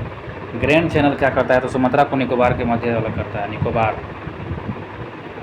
अब इंडोनेशिया वाला आ जाएगा सुमात्रा, तो उसको जो है निकोबार जो नीचे वाला हो गया, निकोबार द्वीप के निकोबार नीचे वाला के मध्य, और सुमात्रा जो है इंडोनेशिया में जो है उसके बीच में है ग्रैंड चैनल है। और पाक स्टेट आपको पता होगा तमिलनाडु और श्रीलंका के बीच में है। डुंकन पास कहाँ पे है? तो दक्षिण का जो अंडमान है, दक्षिणी अंडमान और लघु अंडमान, इसके मध्य में है डुंकन पास, माने अंडमान में हो रहा है डुंकन पास। दक्षिणी अंडमान और लघु अंडमान के बीच में है डुंकन पास। कोको स्ट्रेट जो है कोको द्वीप और उत्तरी अंडमान के मध्य में है कोको द्वीप म्यांमार और उत्तरी अंडमान के मध्य में। कोको द्वीप कहाँ पे है? कोको द्वीप जो है वो म्यांमार हो गया, और उत्तरी अंडमान जो है ऊपर वाला अंडमान के बीच में है। म्यांमार मतलब अंडमान, म्यांमार और अंडमान के बीच में है हमारा कोको स्ट्रेट। कोको स्ट्रेट जो है म्यांमार और अंडमान के बीच में है, म्यांमार और अंडमान के बीच में है कोको स्ट्रेट। और इंडोनेशिया सुमात्रा जो है वहाँ से निकोबार का नीचे वाला हो जाएगा ग्रैंड चैनल, तो ऊपर वाला हो जाएगा कोको स्ट्रेट जो कि म्यांमार से और अंडमान से वाला करता है, निकोबार से इंडोनेशिया का जो सुमात्रा है उसको वाला करता है ग्रैंड चैनल। अब कोको स्ट्रेट हम लोग कोको द्वीप जो है म्यांमार वाला और अंडमान को वाला करता है कोको स्ट्रेट, ये तो याद हो गया। डुंकन पास अपने में अलग होता है अंडमान और लघु अंडमान के बीच में, दक्षिणी अंडमान और लघु अंडमान के मध्य में डुंकन पास। पाक खाड़ी तो आपको पता होगा तमिलनाडु श्रीलंका वाला हो गया, तमिलनाडु श्रीलंका वाला वही पाक स्ट्रेट या पाक खाड़ी। मन्नार की खाड़ी आप लोग को पता होगा दक्षिण पूर्व तमिलनाडु और श्रीलंका के मध्य में मन्नार खाड़ी है। लक्षद्वीप सागर लक्षद्वीप और मालाबार तट के मध्य में है लक्षद्वीप सागर। लक्षद्वीप और मालाबार जो तट है, मालाबार तट, कोंकण कन्नड़ मालाबार जो नीचे वाला हिस्सा है केरल के आसपास वाला, उसको मालाबार तट बोला जाता है। जो वही मालाबार और लक्षद्वीप जो है लेफ्ट साइड में, उसके बीच में लक्षद्वीप सागर है, जाहिर सी बात है। सेतु समुद्रम परियोजना जो है मन्नार की खाड़ी का पाक खाड़ी से जोड़ती है। सेतु समुद्रम परियोजना मन्नार की खाड़ी को पाक की खाड़ी से जोड़ती है। कौन सी योजना? तो सेतु समुद्रम योजना मन्नार की खाड़ी को पाक की खाड़ी से जोड़ती है, सेतु समुद्रम परियोजना। सेतु समुद्रम परियोजना मन्नार की खाड़ी को किससे जोड़ती है? तो पाक की खाड़ी से जोड़ती है। सेतु समुद्रम परियोजना मन्नार की खाड़ी को पाक की खाड़ी से जोड़ती है, सेतु समुद्रम परियोजना। सेतु समुद्रम परियोजना जो है मन्नार की खाड़ी को किससे जोड़ती है? तो पाक की खाड़ी से जोड़ती है, सेतु समुद्रम परियोजना। सेतु समुद्रम परियोजना मन्नार की खाड़ी को पाक खाड़ी से जोड़ती है, सेतु समुद्रम परियोजना मन्नार की खाड़ी को पाक की खाड़ी से जोड़ती है। मन्नार की खाड़ी को किससे जोड़ती है? तो पाक की खाड़ी से जोड़ती है, सेतु समुद्रम परियोजना। व्हीलर द्वीप देखिए, उड़ीसा के तट पर ब्राह्मणी नदी के मुहाने पर स्थित है व्हीलर द्वीप। जो व्हीलर द्वीप है उड़ीसा के तट जो है, उड़ीसा वाला तट, उड़ीसा के तट पर जो ब्राह्मणी नदी है, ब्राह्मणी नदी के मुहाने पर स्थित है व्हीलर द्वीप। यह भारत का अपने मिसाइल का परीक्षण कराता है। यह भी भारत का मिसाइल परीक्षण करने का द्वीप है व्हीलर द्वीप, जो उड़ीसा के तट पर है ब्राह्मणी नदी के मुहाने पर। वर्तमान में इस द्वीप का नाम अब्दुल कलाम द्वीप रखा गया है। व्हीलर द्वीप का नाम बदल के क्या रखा गया है? अब्दुल कलाम द्वीप रखा गया है। और यहाँ पर मिसाइल का परीक्षण किया जाता था, अब्दुल कलाम जो करते थे मिसाइल परीक्षण, ये व्हीलर द्वीप, इसीलिए इसका नाम रख दिया गया अब्दुल कलाम द्वीप। उड़ीसा के तट पर है व्हीलर द्वीप। कहाँ है? उड़ीसा के तट पर है, ब्राह्मणी नदी के मुहाना पर स्थित है। ये ब्राह्मणी नदी के मुहाना पर है व्हीलर द्वीप, उड़ीसा के तट पर, उड़ीसा के तट पर। और इसी का नाम बदल कर व्हीलर द्वीप का नाम क्या कर दिया गया? तो अब्दुल कलाम द्वीप कब कर दिया गया? जहाँ पर मिसाइल परीक्षण करते थे। पंबन द्वीप जो है मन्नार की खाड़ी में स्थित है, नीचे वाला जो है श्रीलंका वाला मन्नार की खाड़ी, वहाँ पे है पंबन द्वीप। पंबन द्वीप जो है मन्नार की खाड़ी में स्थित है, या भारत एवं श्रीलंका के बीच में है, भारत और श्रीलंका के बीच में है पंबन द्वीप, है ना। और जो एडम्स ब्रिज जो घर बोला था ना राम सेतु, उसी का भाग है ये पंबन द्वीप। इसे रामेश्वरम द्वीप के नाम से भी जाना जाता है। रामेश्वरम द्वीप का ये, फिर पंबन द्वीप का ये, वही बात हो गया। बीच में पड़ता है राम सेतु के बीच में पंबन द्वीप पड़ता है, देखिएगा नक्शा में। भारत में बैरन और नारकोंडम नामक दो प्रसिद्ध ज्वालामुखी द्वीप है। भारत में जो है बैरन द्वीप और नारकोंडम द्वीप नामक दो प्रसिद्ध ज्वालामुखी द्वीप है। कैसा द्वीप है ये? तो बैरन और नारकोंडम। बैरन द्वीप जो है ना वो निकोबार द्वीप समूह में है। बैरन द्वीप है निकोबार में, अंडमान में नहीं, निकोबार में है बैरन द्वीप। और सक्रिय ज्वालामुखी है, बैरन है लेकिन ये बैरन है, बैरन रन करता है, रन मतलब दौड़ता है, चलता फिरता है, सक्रिय है।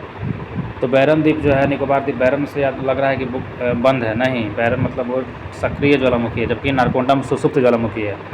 ना है इसमें, नारकोंडम सुसुप्त ज्वालामुखी हो गया। सुसुप्त मतलब बुझा हुआ, तो जबकि नारकोंडम सुसुप्त ज्वालामुखी है और बैरन हमारा कैसा है? तो सक्रिय ज्वालामुखी है, जो कि कहाँ पे है? दोनों हमारा निकोबार द्वीप समूह में है। बंगाल की खाड़ी में नदियों में जलोढ़ मिट्टी के निक्षेप द्वारा कई द्वीपों का निर्माण होता है। बंगाल की खाड़ी में जो है, बंगाल की खाड़ी में नदियों ने, बंगाल की खाड़ी में नदियों ने जलोढ़ मिट्टी के निक्षेप के द्वारा, जलोढ़ मिट्टी जो है, जलोढ़ मिट्टी के निक्षेप कर करके काट के जो कई द्वीपों का निर्माण कर दिया है बंगाल की खाड़ी में। कहाँ पे? बंगाल की खाड़ी में नदियों के द्वारा। हुगली के निकट जो है ना 20 किलोमीटर लंबा सागर, हुगली जो है, हुगली के निकट 20 किलोमीटर लंबा सागर द्वीप है, जिसे गंगा सागर के नाम से भी जाना जाता है। यहाँ नीमुर द्वीप नामक द्वीप का निर्माण हाल ही में हुआ है, ठीक ना, हाल ही में बन गया है। नीमुर द्वीप नामक निर्माण हो गया है अपने से, जिसे गंगा सागर के नाम से जाना जाता है। कौन सा द्वीप है? जो सागर द्वीप जो है, जिसका नाम है हुगली के निकट 20 किलोमीटर लंबा। कैसे बना है ये? तो ये जो है नदियों के जलोढ़ की मिट्टी के निक्षेप के द्वारा बन गया है। सुंदरवन जो गंगा का डेल्टा कहा जाता है, मैंग्रोव वन पाए जाते हैं सुंदरवन में। गंगा का डेल्टा का मैंग्रोव वन पाए जाते हैं। ऐसे विश्व का सबसे बड़ा ज्ञात नदी द्वीप है माजुली। विश्व का पूरा विश्व का सबसे बड़ा ज्ञात जो है नदी द्वीप माजुली जो है असम में स्थित है। माजुली कहाँ में है? माजुली असम में स्थित है, जो ब्रह्मपुत्र नदी की दोनों शाखाएं मिलकर बनाती है माजुली द्वीप। तो विश्व का सबसे बड़ा ज्ञात नदी द्वीप है माजुली, असम में स्थित है, जिसे ब्रह्मपुत्र नदी की दोनों शाखाएं मिलकर बनाती है। विश्व का सबसे बड़ा ज्ञात नदी द्वीप है माजुली द्वीप। विश्व का सबसे बड़ा ज्ञात नदी द्वीप है माजुली, असम में स्थित है। विश्व का सबसे बड़ा ज्ञात नदी द्वीप माजुली, असम में स्थित है, जिसे ब्रह्मपुत्र नदी दोनों शाखाएं मिलकर बनाती है। जिसे ब्रह्मपुत्र नदी की दोनों शाखाएं मिलकर क्या बनाती है? तो बनाती है। विश्व का सबसे बड़ा ज्ञात नदी द्वीप है माजुली, जो कि असम में स्थित है। विश्व का सबसे बड़ा ज्ञात नदी द्वीप है जो माजुली, असम में स्थित है, जिसे ब्रह्मपुत्र नदी की दोनों शाखाएं मिलकर बनाती है। जिसे ब्रह्मपुत्र नदी की क्या करती है? तो दोनों शाखाएं मिलकर बनाती है। विश्व की सबसे बड़ा ज्ञात नदी द्वीप है माजुली। विश्व का सबसे बड़ा ज्ञात नदी द्वीप है माजुली। विश्व का सबसे बड़ा ज्ञात नदी द्वीप है माजुली, जो असम में स्थित है। जो कहाँ पे स्थित है? असम में स्थित है। विश्व के सबसे बड़ा ज्ञात नदी द्वीप माजुली, जो असम में स्थित है, जिसे ब्रह्मपुत्र नदी की दोनों शाखाएं मिलकर बनाती है। जिसे ब्रह्मपुत्र नदी की क्या करती है? तो जिसे ब्रह्मपुत्र नदी की दोनों शाखाएं मिलकर बनाती है माजुली द्वीप। माजुली द्वीप कहाँ है? माजुली द्वीप असम में स्थित है। लक्षद्वीप द्वीप समूह अरब सागर में स्थित है। इसमें कुल 36 गो द्वीप है। लक्षद्वीप में कितना द्वीप आता है दोस्तों? लक्षद्वीप में 36 गो द्वीप आता है, याद रखिएगा। लक्षद्वीप में टोटल 36 गो द्वीप है। 572 है अंडमान निकोबार में, जिसमें से कब अथी है सक्रिय है 38 गो सक्रिय है, मतलब कि आबाद है। देखिए तो 36 गो द्वीप है लक्षद्वीप द्वीप समूह में। इसमें केवल 11 गो द्वीप पर ही आबादी है, वही आबादी है 11 गो द्वीप पर इसमें आबादी है। 36 गो में 11 गो है, वहाँ 572 गो में कब था? 38 गो था। तो 36 गो द्वीप में से 11 गो द्वीप आबादी है, बाकी जंगल झाड़ है। ये द्वीप जो है ना 8 डिग्री उत्तर से 12 डिग्री उत्तर और 71 डिग्री पूरब से 74 डिग्री पूरब के बीच बिखरा हुआ है। लक्षद्वीप किधर से किधर होगा? जाहिर सी बात है 8 डिग्री उत्तर से शुरुआत होता है ये और 12 डिग्री उत्तर तक जाता है। मतलब कि कन्याकुमारी जो 8 डिग्री उसी के जस्ट बराबर है लक्षद्वीप। 6 से तो शुरुआत होता था अंडमान निकोबार वाला, लेकिन 8 डिग्री से यही शुरुआत हो रहा है। जो कन्याकुमारी से 8 डिग्री से शुरुआत हो रहा था 8 डिग्री 4 मिनट, और ये जो है 8 डिग्री से शुरुआत होता है, मतलब 0.4 मिनट का दिक्कत गैप है, समझ रहे हैं ना। तो लक्षद्वीप का जो है 8 डिग्री से और कन्याकुमारी वाला 8 डिग्री 4 मिनट से 4 मिनट वाला खाली गैप है मात्र। तो बराबर समझ लीजिए, बराबर है। 8 डिग्री उत्तर से 12 डिग्री उत्तर तक है लक्षद्वीप, और 71 डिग्री पूरब से 74 डिग्री पूरब के बीच में बिखरा हुआ है हमारा देशांतर, ठीक है ना। 71 से 74 हमारा हो गया। और वहाँ पे हम लोग देखे थे 2 डिग्री का फासला था। क्या क्या था? 1 मिनट। यहाँ पे देखिए 92 से 94 डिग्री पूरब में था ये। 6 से 14 डिग्री उत्तर था अंडमान निकोबार वाला, और 92 से 94 तक था हमारा देशांतर रेखा अंडमान निकोबार का। और यहाँ पे हम लोग देखे क्या 8 डिग्री से 12 डिग्री उत्तर हमारा लक्षद्वीप हो गया, और 71 से 74 हो गया। क्या हो गया? 71 से 74 हो गया। वहाँ 92 से 74 था, यहाँ 71 से 74 है हमारा देशांतर रेखा के बीच में है लक्षद्वीप। तो ये केरल के तट से 280 किलोमीटर से 480 किलोमीटर दूर पर स्थित है। केरल के जो तट है ना, केरल के तट से इधर जाएगा पश्चिम साइड में, तो 280 किलोमीटर से लेकर 480 किलोमीटर तक ये स्थित है। पूरा द्वीप समूह जो है ना परवाल निक्षेप से ही बना हुआ है, परवाले से बना हुआ है, परवाल से। इस द्वीप समूह पर तूफान निर्मित पुलिन है, जिसे बराबर पुट्टिकाएँ छोटी छोटी गोल या अंडकार कंकड़ या सिंगिल समुद्री लहरों से घिसकर जो चिकनी गोल गोल अंडकार पत्थर जो होता है, गोल सिमकाय जो बड़ा आकार का गोल गोल पत्थर पाया जाता है, ये सब वहाँ पे देखने को मिलेगा। पुलिन का आकार जो है अर्धचंद्राकार होता है। पुलिन का आकार कैसा होगा? अर्धचंद्राकार होता है, जो समुद्र के किनारे पानी के पीछे पानी से जब बनता है। पुलिन का आकार जो है आधा चंद्र का आकार का होता है, जो समुद्र के किनारे जो होता है ना पानी के पीछे जाने से ये बन जाता है पुलिन। और पिटली द्वीप जो है, जहाँ पे मनुष्य का निवास नहीं है, पिटली द्वीप पर जहाँ मनुष्य रह सकते हैं नहीं रहते हैं। पिटली द्वीप पर जाइएगा तो वहाँ पे पिटली द्वीप पर पिटा जाइएगा, वहाँ पे कोई मनुष्य ही नहीं रहेगा। वहाँ एक पक्षी अभयारण्य है, पिटली द्वीप पक्षी अभयारण्य है। पिटली द्वीप क्या है? पक्षी अभयारण्य है, पक्षी है। अगाती लक्षद्वीप समूह का एकमात्र द्वीप है। अगाती वही है। अगाती लक्षद्वीप समूह का एकमात्र द्वीप है जहाँ हवाई अड्डा है। अगाती लक्षद्वीप पर क्या है? हमारा हवाई अड्डा देखने को मिलेगा लक्षद्वीप समूह पर। अगाती नाम है, क्या है? अगाती। लक्षद्वीप समूह 11 डिग्री चैनल द्वारा 2 भागों में विभाजित हुआ है। अब पूछेगा लक्षद्वीप समूह कितना डिग्री चैनल से बांटा गया, तो 11 डिग्री चैनल द्वारा 2 भाग में बटा है। लक्षद्वीप समूह 11 डिग्री चैनल से 2 भाग में बटा हुआ है। उत्तर में अमीनी द्वीप और दक्षिण में कन्नामोरे द्वीप, जिसमें अंडमान निकोबार 2 भाग में बट रहा था 10 डिग्री चैनल से। यहाँ पे 11 डिग्री चैनल क्या करता है? तो लक्षद्वीप को भी 2 भाग में बांट देता है। उत्तर वाला हो जाएगा अमीनी द्वीप और दक्षिण वाला हो जाएगा कन्नामोरे द्वीप। उत्तर वाला हो जाएगा अमीनी द्वीप और दक्षिण वाला क्या हो जाएगा कन्नामोरे द्वीप हो जाएगा, है ना। ये 11 डिग्री चैनल को तो भाग में विभाजित कर देता है लक्षद्वीप समूह को। उत्तर में अमीनी द्वीप, दक्षिण में कन्नामोरे द्वीप। लक्षद्वीप समूह के सभी द्वीपों पर मलयालम भाषा बोली जाती है। लक्षद्वीप समूह जो है, लक्षद्वीप समूह, तो लक्षद्वीप समूह के सभी द्वीपों पर क्या बोला जाता है, मलयालम भाषा बोली जाती है। कौन सी भाषा, मलयालम भाषा बोली जाती है। लक्षद्वीप समूह पर मलयालम भाषा बोली जाती है, ध्यान में रखना है। मिनिकॉय द्वीप एकमात्र अपवाद है जहाँ महल भाषा बोली जाती है। मिनिकॉय द्वीप पर महल भाषा बोली जाती है। महल देवही लिपि में लिखी जाती है, जो मूलतः मालदीव की भाषा है। वैसे तो एगो है लक्षद्वीप के जो मिनिकॉय द्वीप है, मिनिकॉय द्वीप, वहाँ पे मालदीव के कुछ लोग रहते थे, तो इसलिए वहाँ पे महल भाषा बोला जाता है। भारत के प्रवाल भित्ति क्षेत्र मन्नार की खाड़ी, कच्छ की खाड़ी, अंडमान निकोबार द्वीप समूह में लक्षद्वीप में सीमित है। तो भारत में जो है, भारत में प्रवाल भित्ति क्षेत्र जो है, मन्नार की खाड़ी हो गया श्रीलंका वाला, कच्छ की खाड़ी गुजरात वाला, और अंडमान और निकोबार द्वीप समूह जो हो गया, वहाँ पे लक्षद्वीप में भी क्या है, ये प्रवाल भित्ति देखने को मिलता है। लक्षद्वीप एटॉल प्रवाल द्वीप है। लक्षद्वीप जो है एटॉल प्रवाल द्वीप है तथा शेष सभी तटीय प्रवाल भित्ति है। प्रवाल भित्तियों का निर्माण सागरीय जीव मूंगा के अवशेषों से, जो सागर का जो जीव होता है ना मूंगा, उसी के जो है हड्डी से अवशेष से ये प्रवाल भित्ति बनता है। इसी के समेकन तथा संयोजन द्वारा होता है। मूंगा जो होता है यह उष्णकटिबंधीय महासागरों में पाए जाते हैं तथा चूने पर निर्वाह करते हैं, चूना पर। ये मूंगा से बनता है जितना भी प्रवाल भित्ति बनता है सब, है ना, हड्डी होता है एक तरह से। भारत की प्रमुख घाटियाँ देखा जाए तो कांगड़ा घाटी, ये सब याद करने वाला चीज़ है। हम लोग यहाँ से याद करेंगे यहाँ तक, उसके बाद हमारा कंप्लीट। तो चलिए याद करते हैं, बहुत इंपॉर्टेंट है भारत की प्रमुख घाटियाँ। कांगड़ा घाटी, दोस्तों कांगड़ा घाटी जो है ये हमारा हिमाचल प्रदेश में है। तो सबसे पहले हम कहाँ पे है याद देखते हैं हम लोग। कांगड़ा घाटी हिमाचल प्रदेश में है। चंबा घाटी हिमाचल प्रदेश में ही है। कांगड़ा चंबा हिमाचल प्रदेश में है। लाहौल स्पीति तो हम लोग जानते ही हैं हिमाचल प्रदेश में है, लाहौल स्पीति।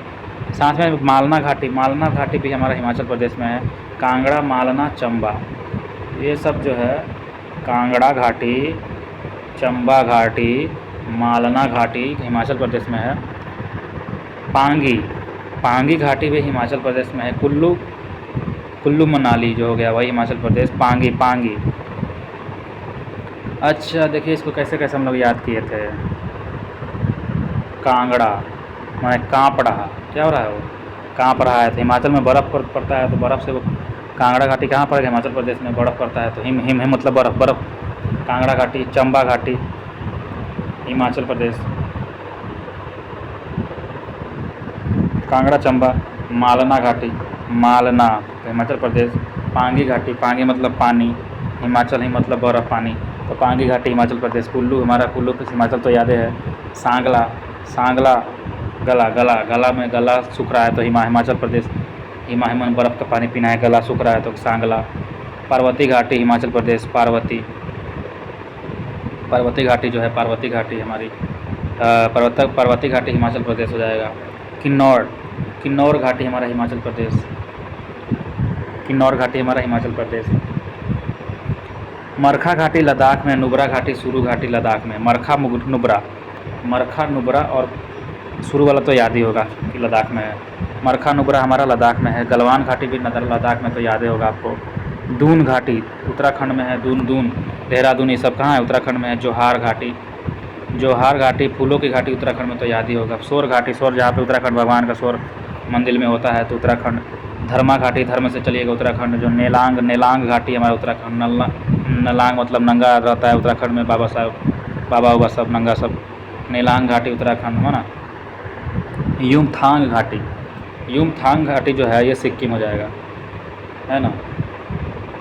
युमथांग घाटी सिक्किम, थांग से याद रखना है। युमथांग घाटी सिक्किम। चुम्बी घाटी सिक्किम हो जाएगा। चुम्बी घाटी सिक्किम। चुम्बी मतलब सिक्की का जो झाड़ू रहता है नीचे चुमता है ज़मीन में, तो चुम्बी घाटी हमारा सिक्किम हो जाएगा। नागालैंड हो जाएगा जूके घाटी। नागालैंड की जूके घाटी, नागालैंड हो जाएगा जूके घाटी, है ना।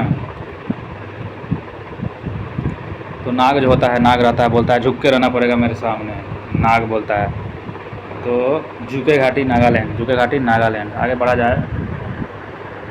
अराकू घाटी, अराकू मतलब बहुत लड़ाकू होता है सब, अंधा आदमी, है ना। आंध्र प्रदेश अराकू घाटी। गंडीकोटा घाटी, गंडीकोटा जो है आंध्र प्रदेश, बहुत गंदा रहता है सब, अंधा आदमी, है ना। झगड़ालू भी होता है सब, अड़ाकू झगड़ालू भाई, अड़ाकू लड़ाकू होता है सब, और गंदा होता है गंडीकोटा। गंडीकोटा आंध्र प्रदेश है ना। कंबम घाटी तमिलनाडु, कंबम, कंबम घाटी तमिलनाडु। तो बम, लड्डू, लड्डू वाला बम, तमिलनाडु लड्डू, कंबम बम घाटी लड्डू वाला बम। तो कंबम घाटी हमारा तमिलनाडु हो जाएगा, कंबम घाटी तमिलनाडु। शांति घाटी साइलेंट वैली केरल तो पता ही होगा। नेवर घाटी, नेवरा घाटी पश्चिम बंगाल, नेवरा, नेवरा घाटी पश्चिम बंगाल, पश्चिम बंगाल नेवरा। तो याद रखना है नेवरा, नेवरा, नेवरा, क्या नेवरा, पश्चिम बंगाल, नेवरा पश्चिम बंगाल। बराक घाटी असम, बराक, बराक, बराक, बराक घाटी हमारा असम, बराक घाटी हमारा असम, बराक, बराक, बराक घाटी हमारा असम। कश्मीर घाटी Jammu Kashmir, Dong, Dong, Dong घाटी हमारा हो जाएगा Arunachal Pradesh, Dong, Dong, Dong, Dong घाटी अरुणाचल प्रदेश। अरुण, अरुण, अरुण जो है कैसा है, डोंग, डोंग, डोंग, डोंग घाटी अरुणाचल प्रदेश। बराक घाटी असम, कश्मीर घाटी जम्मू कश्मीर, नेवरा घाटी पश्चिम बंगाल, शांत साइलेंट वैली केरल, कंबम घाटी हमारा तमिलनाडु, गंडीकोटा गंदा रहता है आंध्र प्रदेश, अराकू हमारा लड़ाकू होता है आंध्र प्रदेश। जुके घाटी नागालैंड, चुम्बी घाटी हमारा सिक्किम, युमथांग घाटी सिक्किम हो जाएगा हमारा। नीलांग घाटी हमारा उत्तराखंड, धर्मासोर फुलो घाटी उत्तराखंड हो जाएगा, धर्मासोर घाटी, धर्मा घाटी हमारा। जोहार घाटी हमारा उत्तराखंड, जोहार, जोहार, जोहार घाटी उत्तराखंड, उत्तराखंड खंड क्या हो गया, जोहार कर लेती है सब औरत तो खंड खंड टूट जाता है जोहार घाटी, पूरा शरीर खंड खंड जल जाता है, टूट जाता है जोहार घाटी। दून घाटी उत्तराखंड, दून घाटी हमारा उत्तराखंड। आगे बढ़ा जाए तो गनवान घाटी लद्दाख में है, सुरु घाटी लद्दाख में है, नुब्रा, नुब्रा घाटी लद्दाख में याद रखना है, नुब्रा घाटी मरखा, मरखा नुब्रा, मरखा नुब्रा लद्दाख में है। किन्नौर घाटी हिमाचल प्रदेश में है, किन्नौर, किन्नौर, किन्नौर, किन्नौर घाटी हिमाचल प्रदेश। पर्वती घाटी हिमाचल प्रदेश, सांगला, कुल्लू, पांगी। स्पीति घाटी, स्पीति, तो लाहौल स्पीति हिमाचल प्रदेश हो ही जाएगा। लाहौल स्पीति हमारा क्या हो जाएगा, लाहौल, लाहौल स्पीति हमारा लद्दाख नहीं होगा दोस्तों, लाहौल स्पीति हमारा हिमाचल प्रदेश हो जाएगा। लाहौल स्पीति क्या हो जाएगा, हिमाचल प्रदेश। पीछे हम लोग गलती बताए थे एक बार, ध्यान में याद रखिएगा, लाहौल स्पीति हमारे हिमाचल प्रदेश हो जाएगा। चंबा, चंबा घाटी हिमाचल प्रदेश, चंबा घाटी हिमाचल प्रदेश। मालना घाटी हिमाचल प्रदेश, चंबा, मालना, चंबा, मालना हिमाचल प्रदेश। कांगड़ा भी हमारा हिमाचल प्रदेश। तो आगे बढ़ते हैं, अब एक एक करके देखते हैं। कांगड़ा घाटी जो है वो धर्मशाला इसी घाटी में स्थित है, कांगड़ा घाटी में। धर्मशाला किस घाटी में स्थित है दोस्तों, कांगड़ा घाटी में जो है हिमाचल प्रदेश में है धर्मशाला, हिमाचल प्रदेश में है धर्मशाला जो कि कांगड़ा घाटी में है। हिमाचल प्रदेश में धर्मशाला जो कि कहाँ पे है, कांगड़ा घाटी में। चंबा साहिल वर्मन ने 920 में रावी नदी के तट पर बसाया था। साहिल वर्मन ने चंबा घाटी को किसने बसाया था, साहिल वर्मन ने, साहिल वर्मन ने 920 में रावी नदी के तट पर बसाया था। चंबा घाटी हिमाचल प्रदेश में जो है। लाहुल घाटी जो है इससे होकर चंद्र और भागा नदियाँ प्रवाहित होती है। लाहुल घाटी से चंद्र और भागा नदियाँ जो है लाहुल घाटी से प्रवाहित होती है। मालना घाटी, मालना घाटी जो है हिमाचल प्रदेश में है, छोटा यूनान के रूप में प्रसिद्ध है। मालना घाटी या छोटा यूनान के रूप में प्रसिद्ध है हिमाचल प्रदेश में। स्पीति घाटी जो है ताबो मठ अवस्थित है स्पीति घाटी में, और लाहुल घाटी में चंद्रभागा नदी प्रवाहित होती है। स्पीति घाटी जो है ताबो मठ अवस्थित है। इसमें लामाओं की भूमि कहा जाता है, इसे क्या कहता है, लामाओं की भूमि। यह भारत की सबसे लंबी घाटी है ताबो मठ, इसी में अवस्थित है स्पीति घाटी में, और इसे लामाओं की भूमि कहा जाता है। लामा जो होता है ऊँट जैसा होता है, उसी का भूमि कहा जाता है स्पीति घाटी को। और यह भारत का सबसे लंबा घाटी है स्पीति घाटी, भारत का सबसे लंबा घाटी है। और लामा की लंबा है इसलिए इसको लामाओं का भूमि भी कहा जाता है। ताबो मठ अवस्थित है, ताबो मठ किसमें है, स्पीति में है। लाहौल में हमारा, लाहौल स्पीति में, लाहौल में क्या देखे थे हमारा, चंद्रभागा नदी है। लाहौल में देखे थे चंद्रभागा नदी होकर निकलती है। पांगी घाटी जो है पंगवान एवं भोटिया लोगों को निवास स्थान है। भोटिया, वही भोटिया लोग हम लोग देखे थे जो ऊपर, तो उन पंगवाल एवं भोटिया लोगों का निवास स्थान है पांगी घाटी।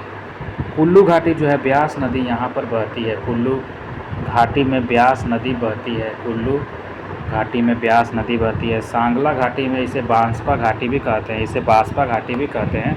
सांगला, सांगला मतलब बांसपा घाटी भी कहते हैं इसे। पर्वती घाटी कुल्लू में ब्यास और पर्वती नदी के संगम पर स्थित है। मणि रण गर्म जल फवारा वाटरफॉल्स मध्य स्थित है। किन्नौर घाटी जो है सेब उत्पादन के लिए प्रसिद्ध है। किन्नौर घाटी, किन्नौर घाटी जो है सेब उत्पादन के लिए प्रसिद्ध है। मरखा हेमिस नेशनल पार्क को मार्ग प्रदान करता है। मरखा, और जो किन्नौर घाटी है सेब उत्पादन के लिए प्रसिद्ध है। किन्नौर घाटी जो है हिमाचल प्रदेश में सेब उत्पादन के लिए बहुत ज़्यादा प्रसिद्ध है। तो हिमाचल प्रदेश से सेब आएगा तो खाइएगा किन्नौर किनारे किनारे होते हुए। किन्नौर घाटी हिमाचल प्रदेश में जो है सेब उत्पादन के लिए बहुत प्रसिद्ध है। सेब के लिए किन्नौर घाटी हिमाचल प्रदेश। मरखा जो है हेमिस नेशनल पार्क को मार्ग प्रदान करता है। हेमिस नुब्रा घाटी जो है सियाचिन हिमनद से निकलने वाली नुब्रा नदी का उद्गम क्षेत्र है। सुरू घाटी जो है सुरू नदी जो है सिंधु की सहायक नदी इस घाटी में बहती है। सुरू नदी सिंधु की क्या है, ये सहायक नदी है। सुरू नदी सिंधु की सहायक नदी है। सुरू नदी लद्दाख में जो है। गलवान घाटी भी है लद्दाख में अक्साई चीन तक विस्तृत है, हम लोग जानते भी हैं। दून घाटी उत्तराखंड में है। जोहार घाटी है लद्दाख और अक्साई चीन तक विस्तृत है। जोहार घाटी जो है उत्तराखंड में, यह लद्दाख एवं अक्साई चीन तक क्या हुआ है, फैला हुआ है जोहार घाटी। फूलों की घाटी जो है ऋषि गंगा नदी बहती है यहाँ पर। ऋषि गंगा नदी बहती है। फूलों की घाटी उत्तराखंड में है। ऋषि गंगा नदी कहाँ बहती है, तो उत्तराखंड में बहती है। फूलों की घाटी में ऋषि गंगा नदी बहती है। कितना अच्छा नाम है, ऋषि गंगा। तो ऋषि गंगा नदी जो है उत्तराखंड में बहती है, फूलों की घाटी। इसी 2005 में यूनेस्को के विश्व विरासत स्थल शामिल भी किया गया था फूलों की घाटी को 2005 में। और यहाँ भी ऋषि गंगा नदी बहती है उत्तराखंड में। शोर घाटी जो है पिथौरागढ़ में स्थित है। पिथौरागढ़ में स्थित है शोर घाटी, उत्तराखंड के पिथौरागढ़। तो पिथौरागढ़ में लग रहा है कि ये कहाँ होगा, लग रहा है कि पिथौरागढ़ जो होगा ये हमारा राजस्थान में होगा, लेकिन नहीं, पिथौरागढ़ हमारा उत्तराखंड में है, शोर घाटी में है। शोर घाटी जो है पिथौरागढ़ उत्तराखंड स्थित है। पिथौरागढ़ कहाँ पे, शोर घाटी उत्तराखंड में है पिथौरागढ़, याद रखिएगा। पिथौरागढ़ हमारा शोर घाटी उत्तराखंड में। धर्मा घाटी उत्तराखंड में, इसका निर्माण धर्मा गंगा नदी के द्वारा हुआ है। धर्मा घाटी का निर्माण, जो धर्मा घाटी का निर्माण है धर्मा गंगा नदी के द्वारा हुआ है। धर्मा गंगा कितना अच्छा नाम है, ऋषि गंगा, धर्मा गंगा है ना। ऋषि गंगा तो हम लोग देखे लिए थे, फूलों घाटी में है।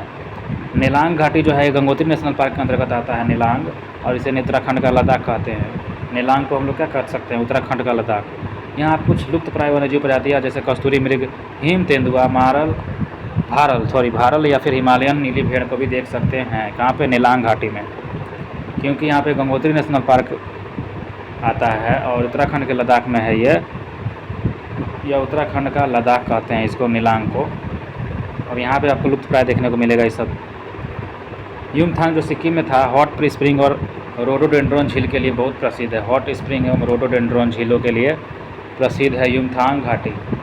युमथांग घाटी जो है हॉट स्प्रिंग एवं रोडोडेंड्रॉन झीलों के लिए प्रसिद्ध है। चुम्बी घाटी जो है यह डोकलाम पठार में अवस्थित है। चुम्बी घाटी यह डोकलाम पठार में अवस्थित है। यहाँ भारत, भूटान और चीन तीनों देशों की सीमाएँ मिलती है। यहाँ भारत, भूटान और चीन तीनों देशों जो है, भारत है, भूटान है, चीन है, तीन देशों का सीमा मिलता है। कहाँ पे, चुम्बी घाटी में। तीनों मिलकर चुम्बी करता है सब, भारत, भूटान और चीन। तो भारत, भूटान और चीन तीनों देशों को सीमा कहाँ पर मिलती है, चुम्बी घाटी में। कहाँ मिलती है, चुम्बी घाटी में। यहाँ पे डोकलाम पठार अवस्थित है। नाथुला और जलेपला तथा इसी घाटी में खुलता है, चुम्बी घाटी में, नाथुला और जलेपला। ताप्ती नदी है ना, नहीं, जलेपला, नाथुला और जलेपला जो है इसी घाटी से, चुम्बी घाटी से में खुलता है। यहाँ से कैलाश मानसरोवर तीर्थयात्री जाते हैं चुम्बी घाटी से चूमते हुए। और यहाँ पे भारत, भूटान और चीन तीनों देशों की सीमाएं मिलता है चुम्बी घाटी में। सिक्किम में जो कि जूके घाटी नागालैंड, हम लोग यहाँ नागालैंड और मणिपुर की सीमा पर स्थित है। इसे पूरब का स्विट्जरलैंड भी कहते हैं। जूके घाटी को पूरब का स्विट्जरलैंड, यहाँ नागालैंड और मणिपुर की सीमा पर स्थित है। और पूरब का स्विट्जरलैंड इसे कहते हैं जूके घाटी को। जूके घाटी कहाँ पे है, तो हमारा नागालैंड में है। अराकू हम लोग देखे थे, अराकू आंध्र प्रदेश में था। यह कॉफ़ी की खेती के लिए बहुत प्रसिद्ध है। वहाँ पे जो अराकू होता है सब लौटते रहता है कॉफ़ी खेती करने के लिए आंध्र प्रदेश में। अंदर रहता है, कुछ होता नहीं है, सोचता है कॉफ़ी की खेती कर लें। तो कॉफ़ी खेती के लिए प्रसिद्ध है अराकू घाटी, जो कि आंध्र प्रदेश में है। गंडीकोटा घाटी जो, इसे the hidden grand canyon of India के नाम से भी जाना जाता है। The hidden grand canyon of India के नाम से भी जाना जाता है गंडीकोटा को। ग्रैंड कैनियन, गंडीकोटा को ग्रैंड कैनियन बोला जाता है। गंडीकोटा को क्या बोला जाता है, grand canyon of India. Cumbum घाटी जो हमने देखे थे लड्डू वाला, तो यह थेक्काडी, वेलुसनाडु और कोडुनकनाल पहाड़ियों से घिरा हुआ है।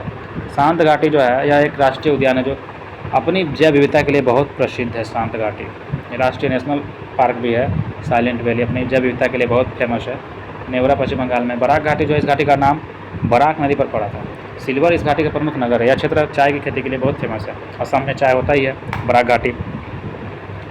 कश्मीर घाटी जम्मू कश्मीर से भारत का स्विट्जरलैंड भी कहा जाता है। इसे भारत का स्विट्जरलैंड, कश्मीर घाटी को। पूरब का स्विट्जरलैंड हमारा वो देखे थे नागालैंड वाला, क्या था दी, जूके घाटी, पूरब का स्विट्जरलैंड। है ना। और भारत का स्विट्ज़रलैंड कहता है कश्मीर घाटी को। यहाँ एक वेरीनाग झील से झेलम नदी निकलती है, यहाँ की जो वेरीनाग झील है ना वहाँ से झेलम नदी निकलती है। अच्छा, डोंग घाटी जो है डोंग डोंग डोंग डोंग कर रहा है अरुणाचल प्रदेश, क्या करता है ढोंग ढोंग ढोंग। तो भारत में सूर्योदय सबसे पहले यहीं होता है, अरुणाचल प्रदेश में होता है, ये तो सबको पता है। थैंक यू दोस्तों, मिलते हैं नेक्स्ट पार्ट में, बने रहिएगा मेरे साथ, धन्यवाद।